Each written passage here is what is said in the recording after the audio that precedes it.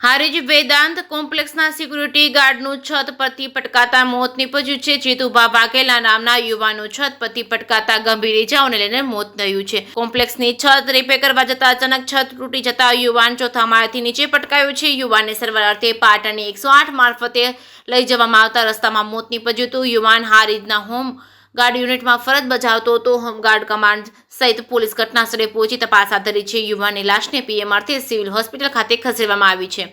જે કેસની ગુજરાતી સાથે મનુ ઠક્કર રાધનપુર।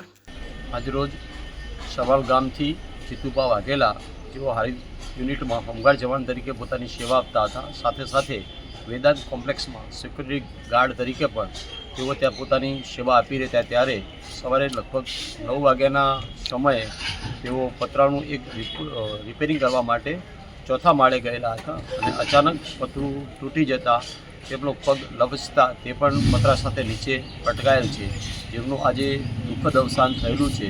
તો હારીજ યુનિટ હોમગાર્ડ દળ આ દુઃખની ઘડીમાં તેમના પરિવાર સાથે છે। પરમ કૃપાળુ પરમાત્મા તેમના આત્માને શાંતિ આપે।